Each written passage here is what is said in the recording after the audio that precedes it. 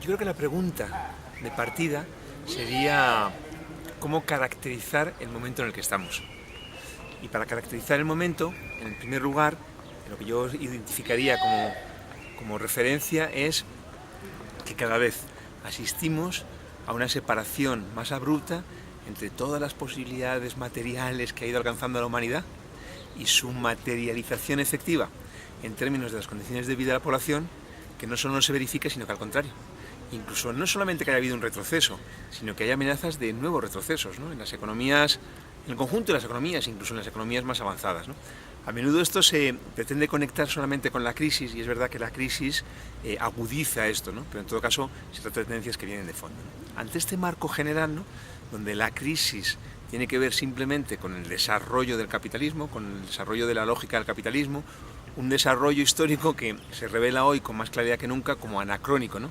Es curioso porque quienes hacemos un análisis marxista y partimos de una intervención política que justamente se asienta en la noción básica, ¿no?, del marxismo, que tiene que ver con que solo la clase explotada, solo la clase trabajadora, organizándose de forma independiente, puede abrir una salida a la gravísima situación actual, ¿no? Quienes nos reclamamos de esto muchas veces somos calificados, ¿no?, decimonónicos, anacrónicos. En realidad lo que revelamos cada día, lo que se constata cada día es esto, ¿no?, que la supervivencia del capitalismo no solo no ofrece ningún futuro, sino todo lo contrario. Entonces, ante ello, ¿qué hacer, no? Desde mi punto de vista, la clave se sitúa en el terreno, evidentemente, de la organización. No cabe ninguna duda de que la perspectiva de que podamos abrir una vía de salida, como decía, verdaderamente digna de este nombre, no se puede hacer sobre la base de esfuerzos individuales, ¿no? Una organización, ¿no? ¿Qué tipo de organización? Y digo esto sin ninguna pretensión de dar recetas universales, ¿no? Pero ¿qué tipo de organización, no? Bueno, yo creo que una organización que, asentada en el hecho real, el hecho material, de que en la sociedad en la que vivimos hay quienes somos explotados y quienes son explotadores, sobre la base de ese elemento diferenciador de la primera división social que existe, que sigue existiendo, que organiza, o más bien desorganiza, la sociedad en la que vivimos, se trataría de organizarnos los explotados, organizarnos los trabajadores y las trabajadoras de una forma completamente independiente de todo posible compromiso con las instituciones del capital, ¿no? Esto puede parecer retórico, pero yo creo que tiene mucha importancia porque constantemente nos lanzan cantos de sirena, ¿no?, de Serella, ¿no?, en cuanto a la ilusión de que se podrían conciliar los intereses, ¿no?, como si fuera una cuestión situada en el terreno de la buena voluntad y no en el terreno, como digo, material, ¿no?, de que el capitalismo tiene leyes, ¿no?, y no leyes en un sentido jurídico, sino leyes en el sentido de cuáles son las causas de los problemas, ¿no? Por eso la organización independiente de todo compromiso con las instituciones del capital.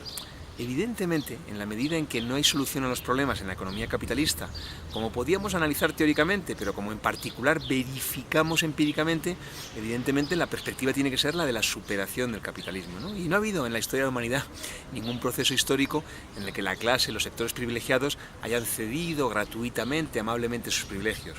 Por tanto, la perspectiva es la de la ruptura, la perspectiva es la de la revolución. Pero importando la revolución, desde luego, y el camino que abriría, también nos importa, y es la tarea que nos compete hoy, cómo preparamos el terreno para que esa revolución pueda existir efectivamente, porque no es la expresión de un deseo, es la expresión de una necesidad. Entonces, ¿cómo nos organizamos? Decía, una organización colectiva, independiente, que integre unitariamente a todos los que cada vez más, mayoritarísimamente en la sociedad, vivimos de nuestro trabajo, por oposición a los que viven de nuestro trabajo también, y lo haga de una forma que yo lo focalizo en una imagen, una expresión que me parece muy, muy elocuente, ¿no?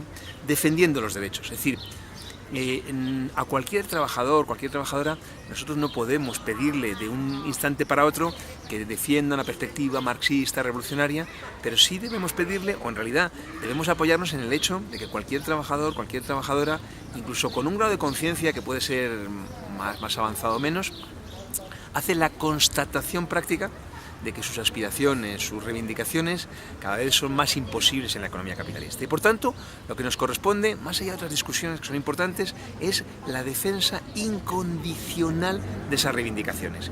Y puede parecer que defender las reivindicaciones de una manera incondicional es algo poco importante, es algo poco relevante, ¿no? En realidad, desde mi punto de vista, es el primer peldaño, el primer escalón, porque defendiendo de esa manera incondicional, que quiere decir no sometiéndolas a ninguna condición. Porque hay quienes nos dicen, bueno, podemos pagar deuda y a la vez defender la enseñanza pública. No es verdad. En esos casos la tostada caerá de lado de la mantequilla y se pagará deuda, pero no se podrá defender la enseñanza.